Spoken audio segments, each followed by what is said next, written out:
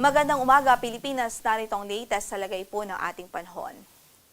Apektado ngayon ng amihan ng extreme northern Luzon, kaya't magdudulot ito ng maulap na papaurin at mataas na tsansa ng mga pagulan ngayon sa Batanes at Cagayan Province. Kaya sa mga kababayan natin doon, huwag mong kalimutang magdala ng payong o mga pananggalang sa ulan. Sa araw na ito, saan man po ang inyong lakad. Samantala sa Metro Manila at natitirang bahagi pa ng bansa, generally improved weather naman ang mararanasang panahon. So maaliwalas naman ang ating papaurin, liban na lamang po sa mga localized at mga biglaang at bigdagli ang pagbuhos ng ulan, lalong-lalo na po sa hapon at gabi. Dahil wala po tayong ibang weather system na nakakaapekto sa bansa liban po dito sa northeast monsoon at mga localized thunderstorms. Pero meron nga ho tayong bagyo na minomonitor sa labas ng ating area of responsibility. Huling nakita po ito sa layong 1,525 kilometers silangan huyan ng northeastern Mindanao. At ngayon nga po, malayo pa naman ito at wala pa namang direct effect sa anumang bahagi ng ating kalupaan. Pero as of our latest datos or latest na data natin, ay lalo pa po itong lumakas. Ngayon nga po ay severe tropical storm na. Taglay ang lakas ng hangin na 95 km per hour near the center at gustiness po na 115 km per hour. Northwestward pa rin ang kanyang movement at medyo may kabagalan po ito sa ngayon. 10 km per hour lang ang kanyang pagkilos. Kung kaya't mas mataas po yung tsansa na mas lumakas pa po ito, makahugot pa po ng lakas habang nasa karagatan po ito sa mga susunod na oras at araw. Based na rin nga po sa track na ipinalabas po ng Pag-asa ngayong 5 a.m. na Tropical Cyclone Advisory, makikita nga po natin na generally northwestward ang kanyang magiging movement sa mga susunod na oras at araw at pwede pong pumasok ito sa ating area of responsibility by Friday midnight, mamaya hong midnight o kaya naman ay bukas ng umaga o Saturday morning. At once na pumasok po ito sa ating papangalanan po natin itong si Bagyong Uwan. Yan po ang kanyang magiging domestic name or local name. At nakikita nga po natin in terms of intensity, mataas po yung tsansa na pumasok po siya ng as typhoon. So malakas na po agad itong bagyo sa pagpasok pa lang ng ating area of responsibility.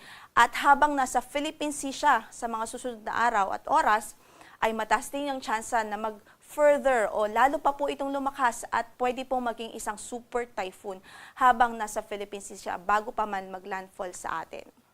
So in terms of landfall point po, nananatiling mataas ang banta dito po sa northern at central Luzon dahil dyan po nakikita kung saan ay pwede pong maglandfall itong si Bagyong Uwan o magiging Bagyong si Uwan.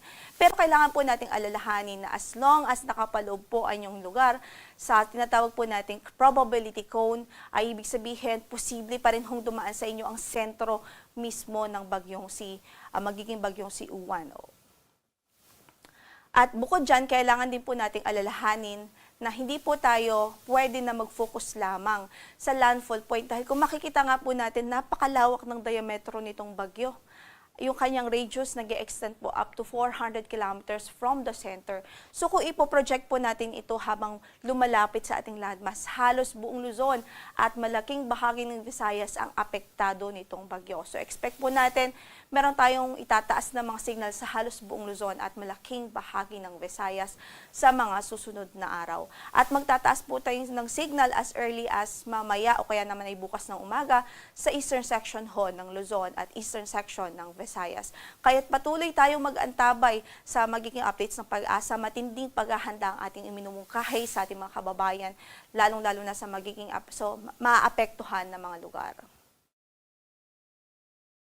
Samantala, para sa pagtaya nga po ng ating panahon, magiging maulap pa rin ang papaurin at may tsansa ng mga pag-ulan dito sa Batanes at Cagayan Province dahil po sa epekto ng amihan, habang sa Metro Manila at natitirang bahagi ng Luzon ay mga localized thunderstorms lamang ang pwede pong maranasan. So para sa pagtaya ng ating temperatura, sa Metro Manila 23 hanggang sa 32 degrees Celsius, sa Tuguegarao ay 24 hanggang sa 29 degrees Celsius, sa Legazpi ay 25 to 32 degrees Celsius, sa Tagaytay naman ay 23 hanggang sa 30 degrees Celsius at sa Baguio ay 18 to 25 degrees Celsius. Samantala, pagdating naman ho sa Visayas, Palawan at Kabisayaan, asahan pa rin natin ang generally improved weather naman ho.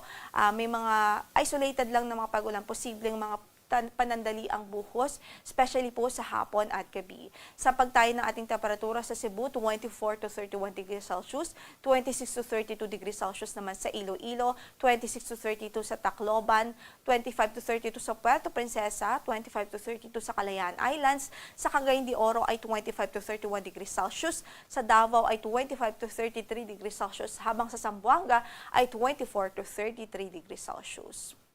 So again, patuloy po natin paalala sa ating mga kababayan tungkol nga po dito sa bagyong si Fungwong na magiging si bagyong Uwan pagpasok ng ating area of responsibility.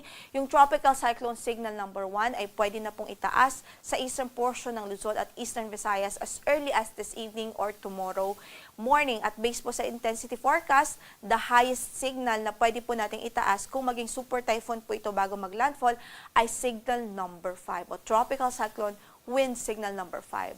Ang onset naman o ang umpisa ng mga heavy rains ay posible po Sunday early morning dito po sa Visayas, Eastern Visayas particular, at maging sa Bicol region, posible na pong maranasan ang mga pag-ulan na dulot nga po ng bagyong ito. Bukod dyan ay pwede na rin po nilang maranasan ang mga pagbugso ng hangin na dala nga din po nitong bagyong magiging si bagyong Uwan. So potentially life-threatening stormy conditions pa rin ang ating nakikita at posibleng ma-experience dito sa Northern Luzon at portions ng Central Luzon by Monday, huyan early morning ng Monday and Tuesday hanggang Tuesday. So matinding pag-iingat at paghahanda po ang ating advice sa ating mga kababayan sa malaking bahagi ng Luzon at maging ilang bahagi ng Visayas. Sa kasalukuyan, in effect pa rin ang ating weather advisory. Ibig sabihin, sa Sunday o third day from now, sa paglapit po nitong bagyo, maaari na pong maka-experience ng 100 to 200 millimeters of rainfall ang Isabela, Quirino, maging sa Aurora, Rizal, Camarines Norte, Camarines Sur at Catanduanes, maging ang Quezon Province. So mostly the eastern section of Luzon, pwede pong maka-experience ng matitinding pag-ulan as early as Sunday morning o halos buong maghapon ng Sunday. Dala po at epekto po mismo nitong bagyo. So sa mga kababayan natin dyan, maging handa po sa mga posibilidad ng pagbaha o widespread na pagbaha at maging mga landslides o pag-uho ng lupa, especially sa mga bulubuntuking lugar. Samantala, 50 to 100 millimeters of rainfall naman sa Apayao, Cagayan, Kalinga, sa Mountain Province, Ifugao, Nueva Vizcaya, Nueva Ecija, Bulacan, maging sa Rizal, Northern Samar, Samar at Eastern Samar, maging sa Masbate Province at Sorsogon Province. Dulot din ng bagyong ito na papasok po sa ating area of responsibility. So again, maghanda po tayo at maging vigilant po tayo sa mga posibilidad na hazard na dala po nitong malakas na bagyo. Sa ngayon ay wala po tayong gale warning na nakataas sa mga bahagi ng ating mga baybaying dagat. Moderate to rough naman o katamtaman hanggang sa maalon ng kondisyon na karagatan na inaasahan sa northern and eastern sections ng Luzon at sa eastern section ng Visayas. Ang sunrise natin for today is 5:54 in the morning at lulubog ang araw mamaya sa ganap na alas 5:26 ng gabi. Ito po si Lori de la Cruz Galicia. Magandang umaga po.